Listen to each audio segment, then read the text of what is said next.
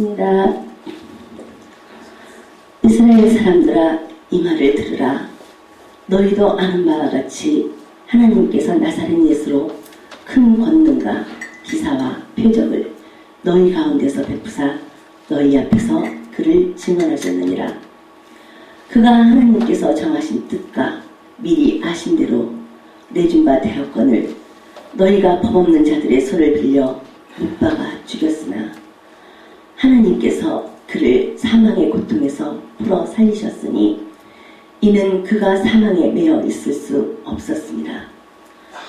다윗이 그를 가리켜 이르되 내가 항상 내 앞에 계신 주를 배웠으며 나로 요동하지 않게 하기 위하여 그가 내 우편에 계시도다. 그러므로 내 마음이 기뻐하였고 내 혀도 즐거워하였으며 육체도 희망에 거하리니 이는 내 영혼을 음부에 버리지 아니하시며 주의 거룩한 자로 썩음을 당하지 않게 하실 것이미로다. 주께서 생명의 길을 내게 보이셨으니 주 앞에서 내게 기쁨이 충만하게 하시리로다 하였으므로 내 형제들아, 내가 조상 다윗에 대하여 담대히 말할 수 있노니 다윗이 죽어 장사되어 그 묘가 오늘까지 우리 중에 있도다. 그는 선지자라 하나님이 이미 맹세하사 그 자손 중에서 한 사람을 그 위에 앉게 하리라 하심을 알고 미리 본고로 그리스도의 부활을 말하되 그가 음부에 버림이 되지 않고 그의 육신이 썩음을 당하지 아니하시리라 하더니 이에 예수를 하나님이 살리신지라 우리가 다 이 일의 증인이로다. 하나님이 오른손으로 예수를 높이시되 그가 약속하신 성령을 아버지께 받아서 너희가 보고 듣는 이것을 부어주셨느니라. 아멘. 오늘 말씀 다시 한번 봉독해 드립니다. 이스라엘 사람들아, 이 말을 들으라. 너희도 아는 바와 같이 하나님께서 나사렛 예수로 큰 권능과 기사와 표적을 너희 가운데서 베푸사 너희 앞에서 그를 증언하셨느니라. 그가 하나님께서 정하신 뜻과 미리 아신 대로 내준 바 되었거늘 너희가 법없는 자들의 손을 빌려 못 박아 죽였으나 하나님께서 그를 사망의 고통에서 풀어 살리셨으니 이는 그가 사망에 매여 있을 수 없었음이라. 다윗이 그를 가리켜 이르되 내가 항상 내 앞에 계신 주를 배웠으며 나로 요동하지 않게 하기 위하여 그가 내 우편에 계시도다. 그러므로 내 마음이 기뻐하였고 내 혀도 즐거워하였으며 육체도 희망에 거하리니 이는 내 영혼을 음부에 버리지 아니하시며 주의 거룩한 자로 썩음을 당하지 않게 하실 것이미로다. 주께서 생명의 길을 내게 보이셨으니 주 앞에서 내게 기쁨이 충만하게 하시리로다 하였으므로 형제들아, 내가 조상 다윗에 대하여 담대히 말할 수 있노니 다윗이 죽어 장사되어 그 묘가 오늘까지 우리 중에 있도다. 그는 선지자라 하나님이 이미 맹세하사 그 자손 중에서 한 사람을 그 위에 앉게 하리라 하심을 알고 미리 본고로 그리스도의 부활을 말하되 그가 음부에 버림이 되지 않고 그의 육신이 썩음을 당하지 아니하시리라 하더니 이 예수를 하나님이 살리신지라 우리가 다 이 일의 증인이로다. 하나님이 우리 오른손으로 예수를 높이심에 그가 약속하신 성령을 아버지께 받아서 너희가 보고 듣는 이것을 부어주셨느니라. 아멘. 오늘 본문은 사도행전 2장에 예수님의 제자들이 모여서 예수님의 명령을 듣고 기도하는 가운데 성령이 임하셨습니다.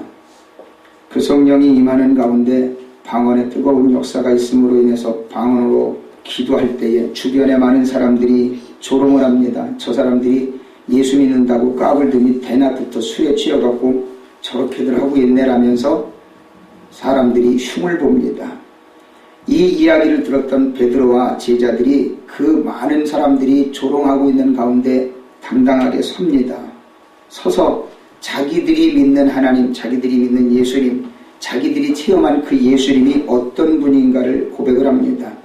우리가 대낮부터 술에 취해서 이런 바보 같은 짓 하는 게 아니라 약속하셨고 예언하셨고 실천하신 그 예수님의 은혜와 사랑이 우리 가운데 임하였기 때문에 이런 일들이 일어났다라고 당당하게 고백을 합니다. 그러면서 바로 예수님께서 나를 위해 죽어주셨고 부활하셨고 그 죽으시고 부활하신 그 주님이 나에게 주님이 되시고 또한 그리스도가 되어주시고 또 그분은 우리에게 생명 주시기 위해 승천하셨고 먼 훗날에 다시 오실 것이다 라고 하는 것에 대해서 분명하게 증거하는 모습을 보게 됩니다.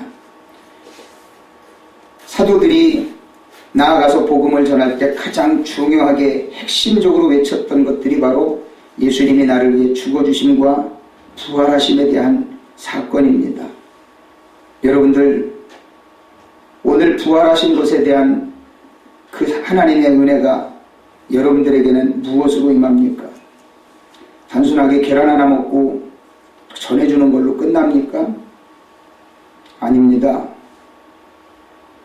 여러분들이 단순하게 계란쌀만 나눠 먹는 걸로 끝날 것이 아니라 부활하신 그 주님의 은혜와 사랑을 우리가 영적으로 체험하지 않고서는 주님의 부활을 알 수가 없으며 사도들이 마가 요한의 다락방에 임하였던 그 성령의 뜨거운 역사를 온전하게 체험하지 않고서는 이 사도들과 같은 모습으로 우리 주님 앞에 설 수 없으며 우리는 세상 앞에 나아가서 당당히 예수 그리스도를 전할 수가 없습니다. 차라리 그러지 못할 바에는 그냥 평범하게 사는 게 낫습니다. 여러분들이 알고 있는 하나님은 어떤 하나님이며 여러분이 믿는 예수님은 어떤 예수님이십니까? 예수님이 고난당하신 이유가 무엇이며 예수님께서 부활하신 이유가 뭡니까? 그것은 바로 저와 여러분에게 여러분이 가지고 있는 죄를 씻어주시고 그 씻어주심으로 인해서 우리에게 생명을 주시고 영원한 천국을 약속하시기 위해서 예수님께서 고난당하시고 죽으시고 부활하신 겁니다. 이것이 단순하게 역사적인 사건입니까? 이소부화에 나오는 이야기거리입니까? 아닙니다. 역사의 한 부분이 아닙니다. 이것은 나를 위해 하나님께서 계획하시고 준비하시고 실천하시고 그분 아들의 순종하심으로 인해서 이것이 이루어진 일입니다. 이것을 저와 여러분들이 알기 위해서는 오늘 사도 베드로가 자기들을 조롱하는 많은 사람들 앞에서 설교했던 이 내용을 우리가 분명히 알아야만 나를 조롱하고 나를 핍박하고 나를 업신여기는 저 세상 사람들에게 내가 분명히 예수님을 왜 믿었으며 내가 세상 앞에 어떤 모습으로 나아가야 될 것인가 하는 것에 대해서 분명히 알 수 있게 되는 겁니다. 상황을 한번 설명해 보자고요. 지금 바깥에 있는 많은 사람들은 우리가 방언으로 기도하는 걸 보고 좀 나쁜 표현으로 이야기하면 저것들 또라이네. 왜 대낮부터 술 먹고 저 바보짓들을 하고 있어? 라고 흉을 보고 있는 거예요. 그런데 그 이야기를 듣던 베드로와 제자들이 그 조롱하는 사람들 앞에 가서 당당하게 이야기를 합니다. 내가 왜 이랬는지. 여러분들은 세상 사람들이 여러분들에게 왜 예수 믿는 사람들이 세상 사람들과 별다른 특별한 그런 행동들을 합니까? 라고 여러분들에게 물어볼 때 여러분들은 뭐라고 대답하겠어요? 그냥 주눅 들 겁니까? 아니면 아니 그냥 순간 그냥 그랬어 라고 얼버무릴 겁니까? 아닙니다. 사도 베드로처럼 왜 내가 당신들과 다른지 왜 내가 당신들과 별다른 행동을 이렇게 하는지 분명히 얘기할 수 있어야 되지 않겠습니까? 내가 왜 너희들과 다르고 당신들과 다르며 당신들이 하지 못하는 일을 나는 왜 하는지를 분명하게 무언가를 설명할 수 있어야 되지 않겠느냐고요. 바로 이것이 사도 베드로와 그 제자들이 체험했던 그것이 무엇에 의하여 이루어졌는지를 오늘 이 사도 베드로의 설교를 통해서 우리는 분명히 알 수가 있게 된다는 겁니다. 첫 번째가 뭐냐면 22절부터 24절까지 사도 베드로가 이야기를 합니다. 그 내용이 뭡니까? 22절부터 24절까지는 분명히 사도 베드로가 이렇게 이야기합니다. 이스라엘 사람들아 이 말을 들으라. 너희도 아는 바와 같이 하나님께서 나사렛 예수로 큰 권능과 기사와 표적을 너희 가운데서 베푸사 너희 앞에서 그를 증언하셨느니라. 첫 번째는 뭐예요? 하나님께서 예수님을 직접 증거하셨다라는 거예요. 하나님이 예수님을 증거하시지 않으면 이 땅에서 어느 누구가 예수님을 증거할 분이 없어요. 하나님이 예수님을 증거하셨기 때문에 그 증거가 온전하여졌고 이 세상에 믿지 않는 사람들이 그 예수님을 믿게끔 하나님께서 하셨다라는 거예요. 우리가 이 땅을 살아가는 동안에 복음의 진리를 분명하게 알지 못하면 어떤 논리적인 것으로 예수님을 설명하려고 하고요. 자기의 경험만 가지고 예수님을 설명하려고 하고요. 자칫 잘못하면 자기 자신이 영광받고 자기 자신이 칭찬받아요. 그러나 예수님이 전해지는 과정에는 누가 있어야 돼요? 하나님이 있어야 돼요. 하나님이 예수님을 증거해야만 그 증거가 참된 진리의 증거라고 하는 사실입니다. 요한복음 3장 우리가 알게 보면 니고데모라고 하는 사람을 너무나도 잘 알고 있지 않습니까? 밤에 몰래 찾아옵니다. 꼴에 자존심은 있어가지고 율법사라고 하는 그 신분에 예수님을 찾아와서 물어보기로는 너무 창피한 거예요. 자기 제자들이 너무나도 많으니까, 자기가 가르친 백성들이 너무 많은데 예수님이라고 하는 사람에게 와서 물어보기가 창피하니까 한밤중에 찾아온 거예요. 오밤중에 찾아와가지고 고백하는 고백이 있어요. 그 고백이 뭐냐면 요한복음 3장 1절로 2절에 그런데 바리새인 중에 니고데모라는 사람이 있으니 유대인의 지도자라. 그가 밤에 예수께 와서 이르되 라비여 우리가 당신은 하나님께로부터 오신 선생인 줄 아나이다. 하나님이 함께 하시지 아니하시면 당신이 행하시는 이 표적을 아무도 할 수 없음이니이다. 니고데모가 이 고백을 왜 할까요? 예수님이 혼자만의 능력을 가지고 기사와 이적을 일으켰다고 니고데모가 이야기를 합니까? 하나님께로부터 왔기 때문에 그 능력을 가지고 그것을 행했다라고 니고데모도 고백을 해요. 여러분들이 예수님을 증거하는 게, 예수님이 자기 자신을 증거하는 게 혼자만의 일이었을 거라고 생각합니까? 하나님이 하셨으니까 그 일이 증거되어지는 거고, 하나님이 하셨으니까 예수님이 입을 열 때마다 능력이 나타나는 거예요. 바로 우리가 예수 그리스도의 신성, 하나님께로부터 오신 그 신성을 분명히 가지신 분이라는 것을 우리가 인정하지 않으면 아무런 일도 안 되는 거예요. 하나님이 하시지 않으면 모든 일이 안 되는 거예요. 이것을 우리가 분명하게 알지 못하면 하나님께서 우리에게 하실 일이 아무것도 없다는 거예요. 그러나 바리새인들은 어땠습니까? 영적으로 교만했어요. 자기들은 율법에 능통한 자들이라고 생각했기 때문에 오히려 하나님께로부터 오신 그 예수님을 시험하려고 합니다. 그 내용이 요한복음 9장에 있어요. 날 때부터 소경된 자가 있습니다. 예수님께서 치료하셨습니다. 침을 뱉어가지고 흙을 개가지고 눈에다 발라주면서 가서 신라 못에 가서 씻어, 그리고 제사장에게 보여줘 라고 이야기를 합니다. 눈이 떠졌습니다. 날 때부터 소경된 자의 눈이 떠진다는 게 말이 될 일입니까? 안 되는 일이에요. 그런데 하나님이 하셨어요. 예수님이 그렇게 실천하게 하셨어요. 바리새인들이 이야기합니다. 아니 네 눈이 왜 떠졌냐? 어떤 사람이 뜨게 해줬는데, 아니 그 사람은 안식일날 왜 일을 하냐? 그날이 마침 안식일이었습니다.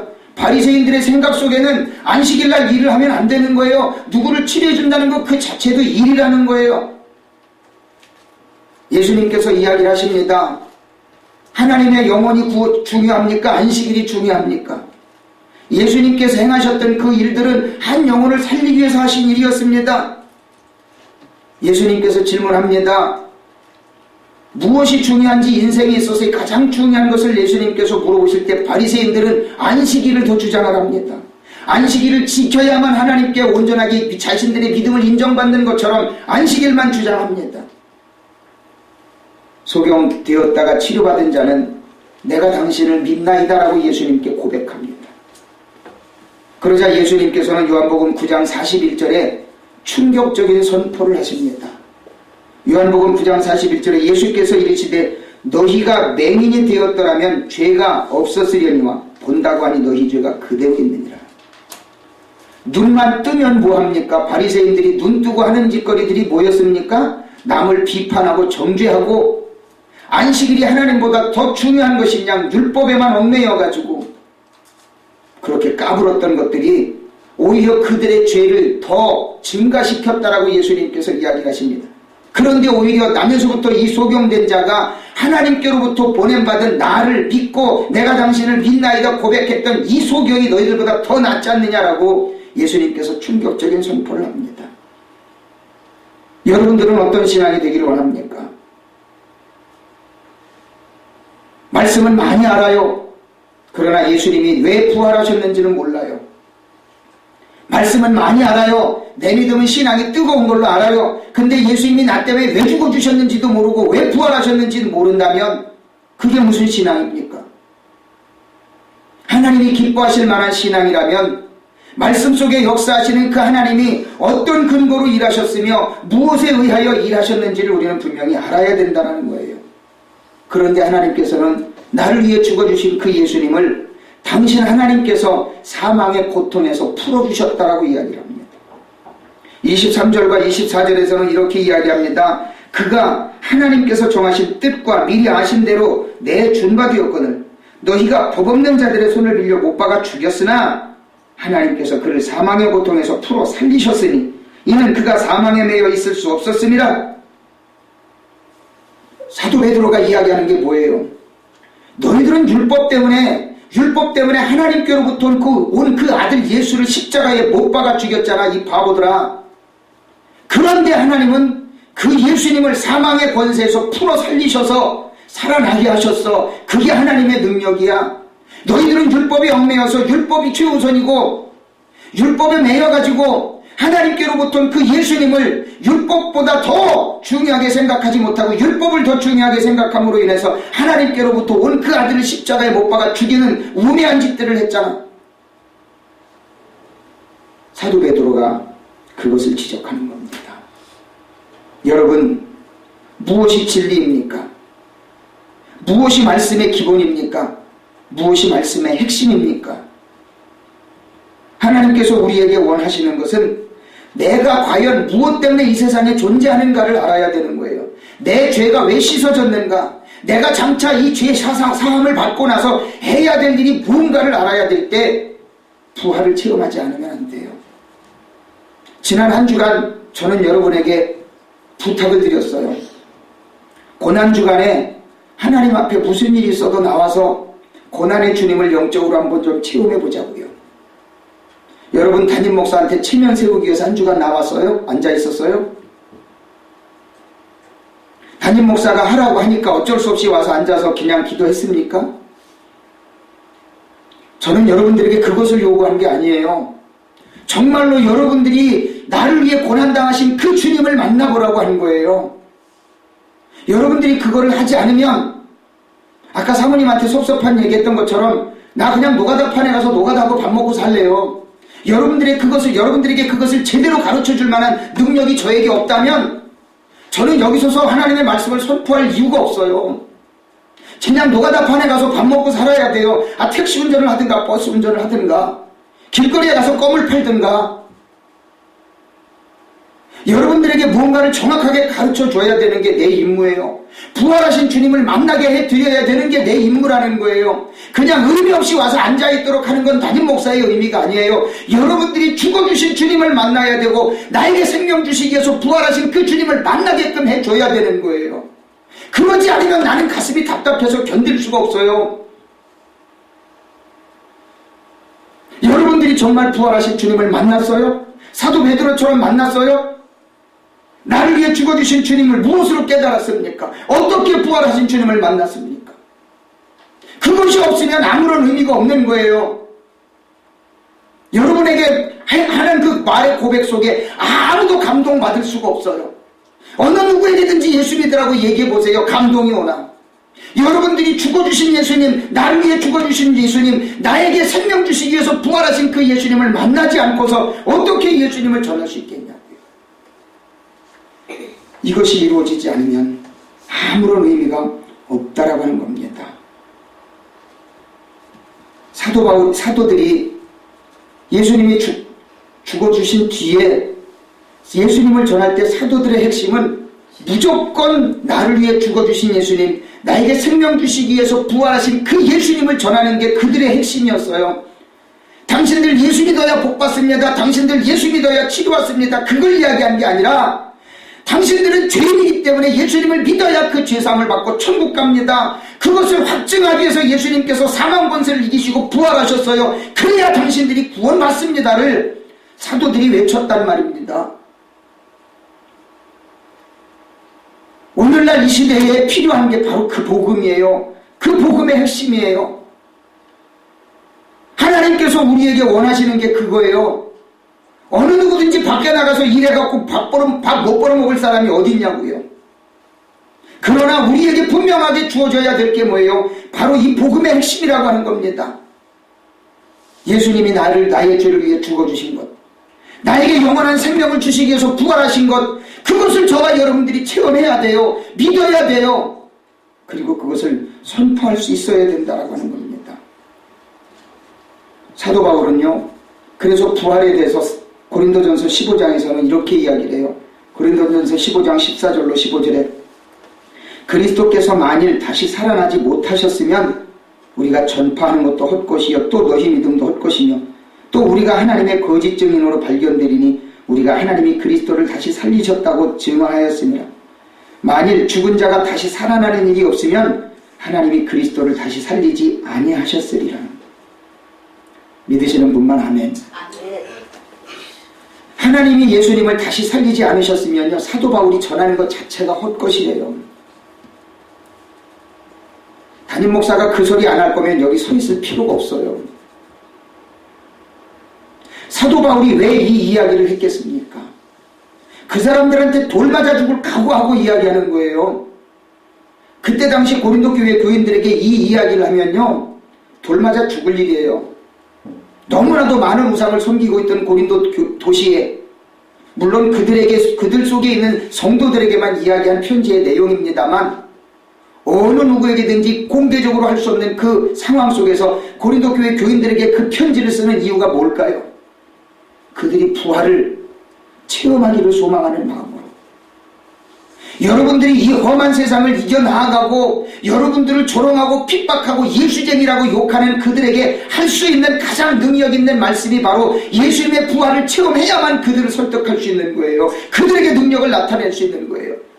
교회 안에서는 거룩하고 세상 사람들에게 나아가서는 함께 거룩하지 못한 사람들처럼 함께 희희낙낙거리면서 나 예수 안 믿는 것처럼 할 거예요?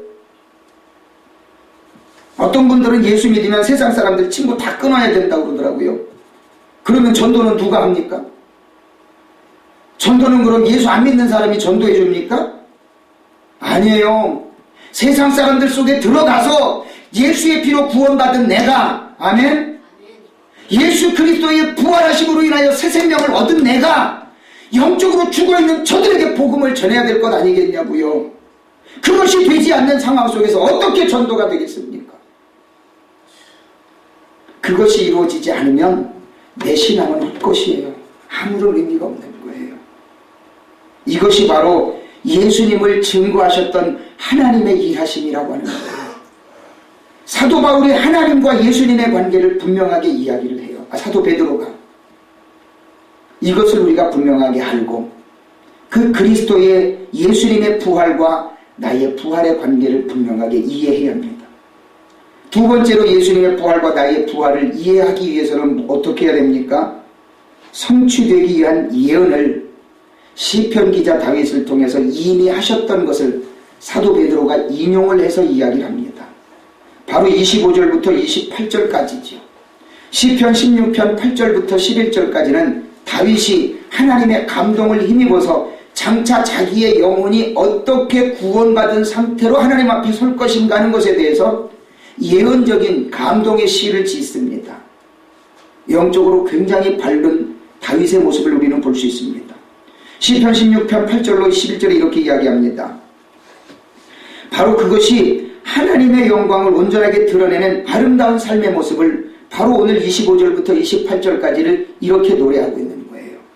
여러분들의 영혼이 구원받으면 바로 하나님께서 나와 함께 하심으로 인하여 내 영혼이 흔들리지 않는 모습으로 온전하게 설 것이며 나를 기쁘고 즐겁게 하시며 희망을 주실 것이라고 하는 거예요. 그리고 성도의 영혼을 지옥으로 보내지 않고 음부에 보내지 않게 될 것을 확신하는 다윗의 모습을 보게 됩니다. 그리고 사랑하는 성도들을 생명의 길로 인도하실 것을 다윗이 노래하고 있습니다. 여러분들의 영적인 상태는 어떻습니까? 배부르고 등 따시면 잠 잘 오는 겁니까? 그 잠이 예수님을 믿지 않고 그 잠이 영원히 지속되면 우리는 어디로 갑니까? 지옥으로 가는 겁니다. 영적인 잠에서 깨어나서 하나님을 기쁘시게 할 수 있는 삶으로 나아가야 되고 하나님께서 나를 통해 하시고자 하는 그 일이 무엇인가를 알게 되면 분명히 그 일을 통해 내가 하나님 앞에 어떤 모습으로 서게 될 것인가를 알게 된다는 겁니다. 그래서 사도들이 이 신약 성경의 모든 내용, 사도들이 복음을 전파할 때 보게 되면요, 원론적인 선포만 합니다.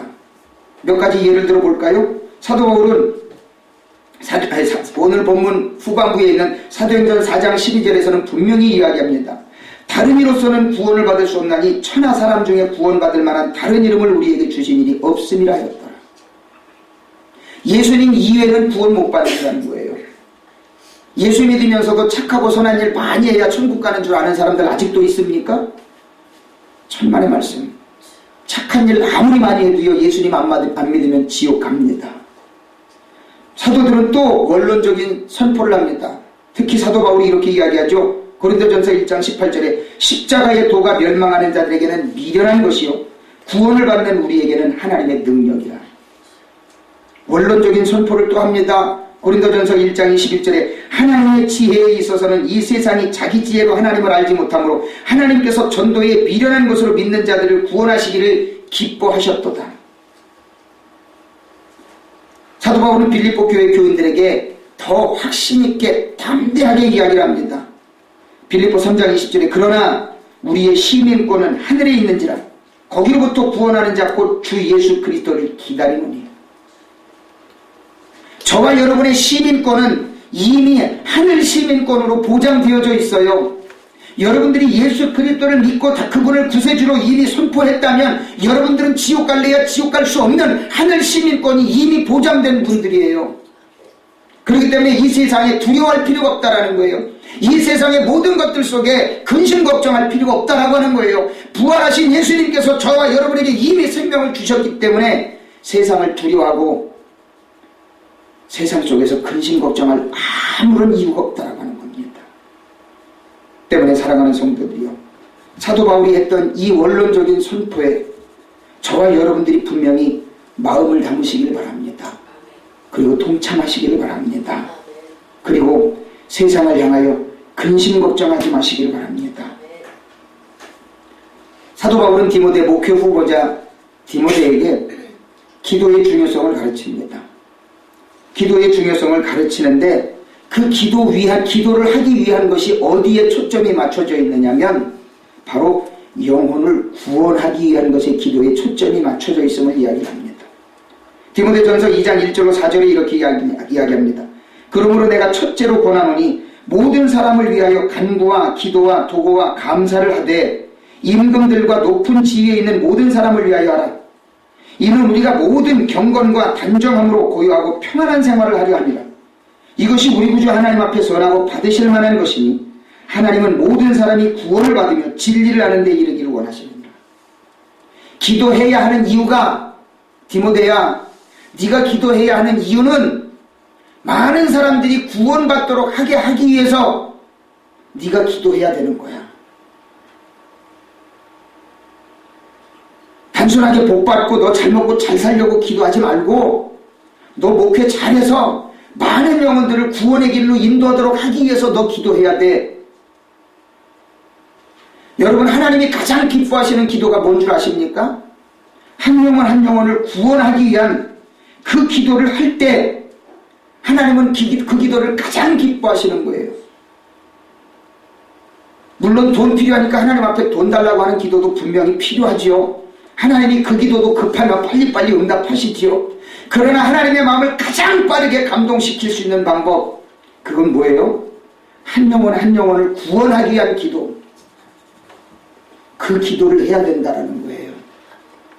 나는 천국 가는데 다른 영혼은 지옥 간다면 될 일입니까? 하나님이 기뻐하시겠냐고요. 나는 천국 가는데 내 남편은 맨날 딴 데 가서 딴짓하고 있으면 하나님이 내 치맛자락 붙잡고 남편 천국에 올려주실 것 같아요?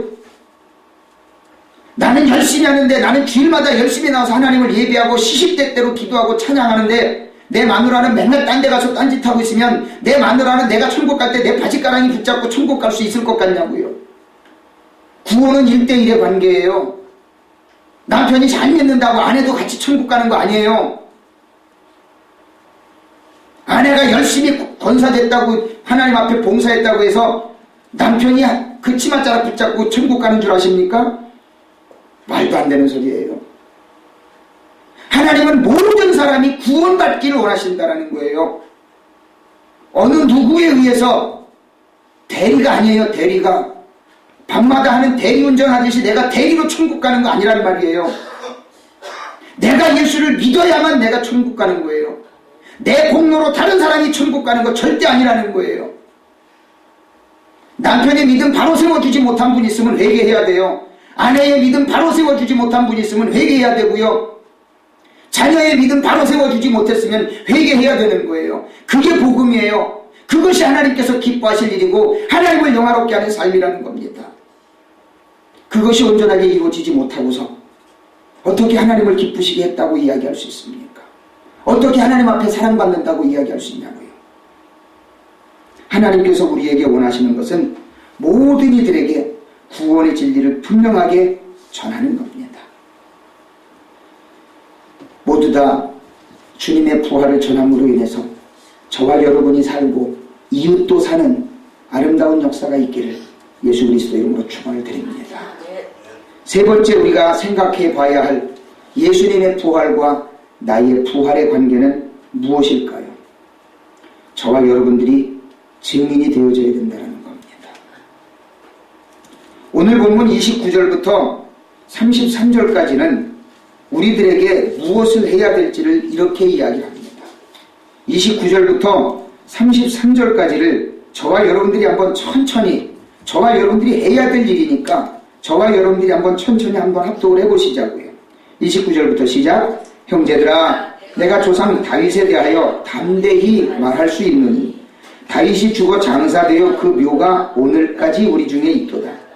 그는 선지자라 하나님이 이미 맹세하사 그 자손 중에서 한 사람을 그 위에 앉게 하리라 하심을 알고 미리 본고로 그리스도의 부활을 말하되 그가 음부에 버림이 되지 않고 그의 육신이 썩음을 당하지 아니하시리라 하더니 이 예수를 하나님이 살리신지라 우리가 다 이 일의 증인이로다. 하나님이 오른손으로 예수를 높이시매 그가 약속하신 성령을 아버지께 받아서 너희가 보고 듣는 이것을 부어주셨느니라. 아멘. 믿으시는 분만 아멘. 실천하기를 소망하고 확신하는 분만 아멘. 담임 목사야 떠들든 말든 내 뜻대로 살 테니까 당신이나 떠드시오 하는 분은 아마 분명히 아멘 안 했을 거예요.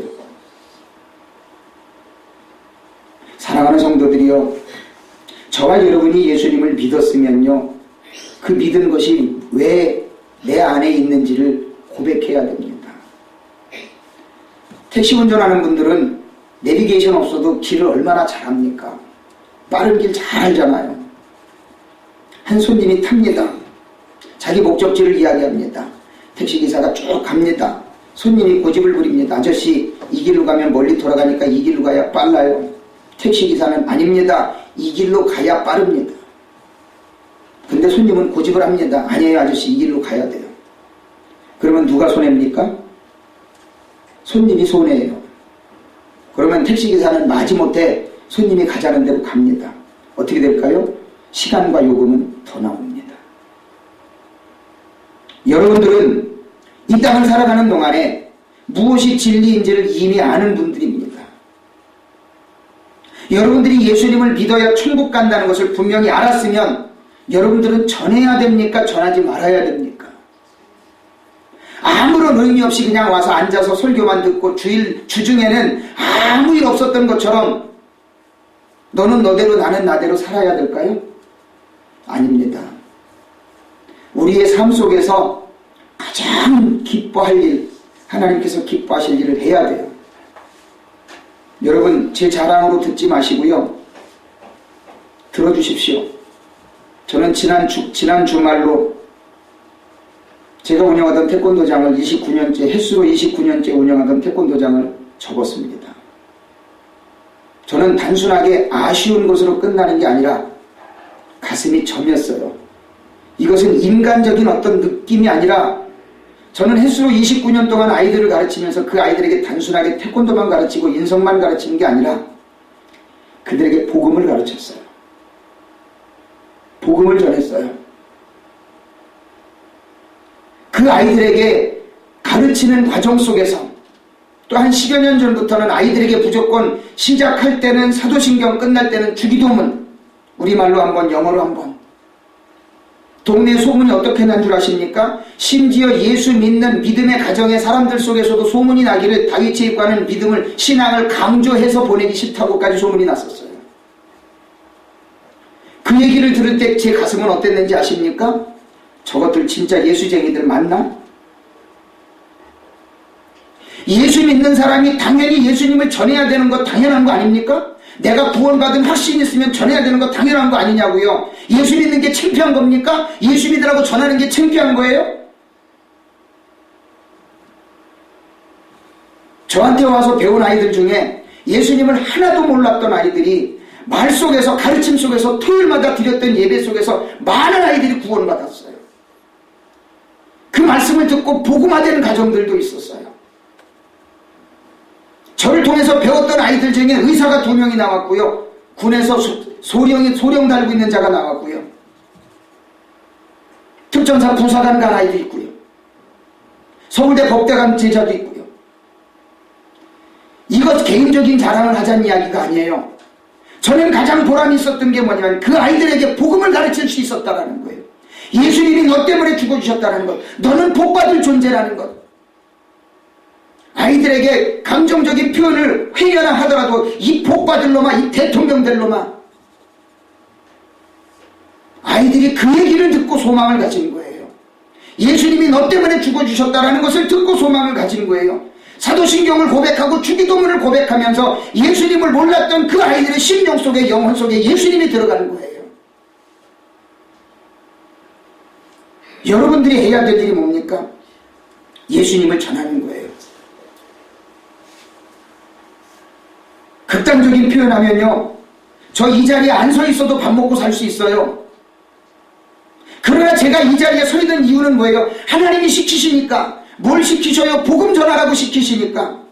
때로는 여러분들 이 소리 들으면 듣기 싫어할 거 알아요. 자기 감정을 건드리는 것처럼 오해받을 수 있는 여러 가지 선포들을 해야 돼요. 그럼에도 왜 해야 됩니까? 하나님이 시키시니까. 여러분들 듣기 좋은 소리만 해야 되는 게 이 목사의 직함인 줄 아십니까? 아니에요. 여러분들이 듣고 시험 들 만한 일이 있어도 부득이해야 돼요. 하나님이 시키시니까. 바로 이것이 복음이라고 하는 거예요.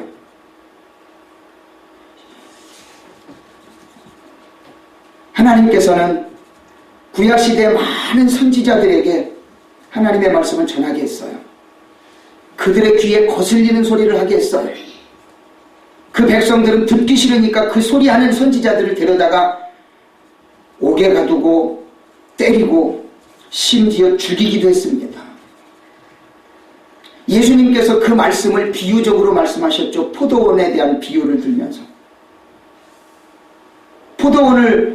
포도원지기와 농부들에게 맡겨놓고 먼 타국에 갑니다.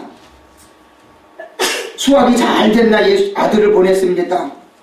농부들이 수확을 주인에게 주기 싫으니까 그 종을 때려 죽입니다. 또 보냈습니다. 또 마찬가지입니다. 나중엔 안 되니까 아들을 보내니까 어떻게 해요? 그 아들마저도 잡아 죽입니다. 이게 무엇을 이야기합니까? 깨닫지 못하는 이스라엘 백성들에게 예수님께서 비유적으로 하신 말씀이에요. 여러분들 듣기 좋은 소리만 듣기를 원하십니까? 복받으라는 소리만 듣기를 원하십니까? 부자되라는 소리만 듣기를 원하십니까? 여러분들의 가슴 속에 복음의 핵심이 있으면 그 소리 아무리 들어도요, 여러분들에게 적용이 되지를 않아요. 복음의 핵심이 분명히 살아있어야만 여러분들이 하나님 앞에 복받을 그릇이 되어지고, 그것을 통해서 여러분들이 하나님을 향한 능력 있는 성도들이 된다는 거예요. 말씀에 바로 서서 복음의 능력을 발휘하십시오. 그러면 여러분들은 부자 됩니다. 장담합니다. 되나 안 되나 한번 해보세요. 담임 목사가 허튼 소리 할 것 같으면 사도 바울이 고린도전서 15장 이야기한 것처럼 그리스도의 사심이 없으면 내 전하는 것이 헛것이라고 이야기했던 사도 바울이 거짓이 아니라는 걸 분명히 증명되어질 테니까요. 여러분들은 좋은 교회 선택한 겁니다. 헛소리 안 하고 복음 전하는 이 담임 목사 만난 거 행복하다는 사실을 언젠가는 분명히 깨달아 알게 될 겁니다. 저는 장담합니다. 확신합니다. 여러분들은 이때까지 제 설교 들으면서 가슴 아픈 여러 가지 있었죠? 섭섭할 때 많았었죠? 자기 자존심 건드리는 것 같은 가슴 아픈 일 여러 번 있었죠? 그때마다 감사하십시오. 누가 바른 소리 해주겠습니까? 누가 여러분의 귀를 긁어줄 만한 소리에 귀 기울이기보다는 여러분들 가슴 찌르는 소리는 누가 하겠냐고요. 바로 이것이 하나님의 말씀으로 인하여 이루어질 일들이라는 것을 분명하게 하고 나아가는 분들에게는 그것이 분명히 증명되어질 수 있다는 사실입니다. 사도행전 1장 22절에서는 분명히 증인들을 찾을 때 이렇게 찾았다라고 성경에는 기록합니다. 사도행전 1장 22절에 항상 우리와 함께 다니던 사람 중에 하나를 세워 우리와 더불어 예수께서 부활하심을 증언할 사람이 되게 하여야 하리라. 예수님의 증인될 사람은 뭐예요? 예수님을 체험한 사람이 증인이 되어져야 된다라고 사도행전 1장 22절에서는 12사도 중에 부족한 한 사람을 뽑을 때에 진정으로 예수님을 만난 사람을 뽑아서 증인되게 하자고 제비뽑기를 하는 거예요. 사도행전 4장 33절로 35절에서도 이렇게 이야기합니다. 사도들이 큰 권능으로 이 주 예수의 부활을 증언하니 우리가 큰 은혜를 받아 그 중에 가난한 사람이 없으니 이는 밭과 집 있는 자는 팔아 그 판 것의 값을 가져다가 사도들의 발 앞에 두매 그들이 각 사람의 필요를 따라 나누어 주느니라. 주님의 부활을 담대하게 증언할 증인들은 어떤 삶을 삽니까? 체험을 한 사람들입니다. 체험을 한 사람들이 사도들이 그 부활을 담대하게 증언할 때에 많은 사람들이 감동받고 변화를 받았다라는 겁니다. 그런데 이것이요, 오늘 본문 33절에 말씀하는 것처럼 이 증인의 삶이 성령의 능력이 아니고서는 안 된다라고 이야기를 해요. 여러분, 오늘 본문 33절을 한 번만 더 합독해 봅니다. 아까 읽어보셨지만 한 번 더 합독해 봅니다. 시작. 하나님이 오른손으로 예수를 높이시매 그가 약속하신 성령을 아버지께 받아서 너희가 보고 듣는 이것을 부어주셨느니라. 아멘. 믿으시는 분만 아멘. 확신하는 분만 큰 소리로 아멘. 이 말씀을 통해서 저와 여러분들이 능력을 한번 발휘해보고 싶어하는 분만 아멘. 끝까지 아멘 안 하시는 분은 아마 성령께서 그 마음 가운데 떠나시면 어떡할까 모르겠네요. 하나님은요, 저와 여러분을 사랑하시기 때문에 성령께서 저와 여러분의 마음 가운데 오셔서 하나님의 영광을 드러낼 수 있는 능력으로 채워주신다는 사실을 믿으시기를 바랍니다. 하나님은 여러분을 사랑하십니다.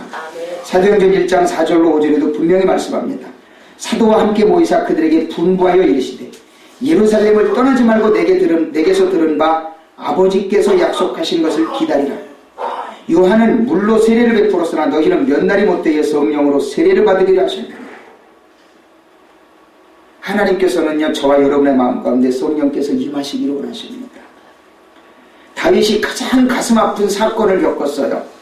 너무나도 이쁜 여인 밧세바를 데려다가 간음을 했지요. 바로 죽을 죄를 지었습니다.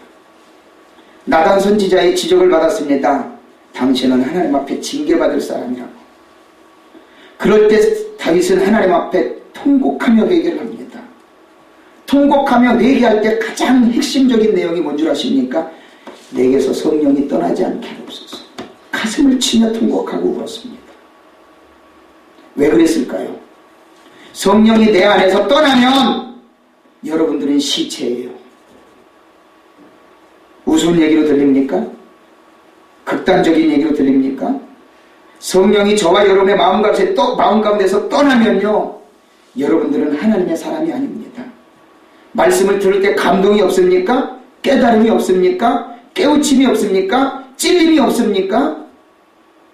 성령께서 여러분의 마음 가운데 계시지 않다는 증거예요. 차라리 이 말씀을 듣고 깨지고 찔리고 내 자존심이 상하는 것 같으면 그래도 성령께서 살아 계시기 때문이라는 증거 아닙니까? 아무런 느낌도 없고 듣는 둥 마는 둥 한다면 이미 성령께서 저와 여러분의 마음 가운데 떠나신 겁니다. 그러나 성령께서 여러분의 마음 가운데 계시면, 깨닫게 하시면, 감동이 오시면 성령의 사람이 이미 되어졌으며 하나님의 영광을 드러낼 수 있는 능력의 심령들로 이미 준비되어져 있음을 믿으시기를 예수 그리스도 이름으로 축원을 드립니다. 사도행전 1장 8절은 이야기합니다.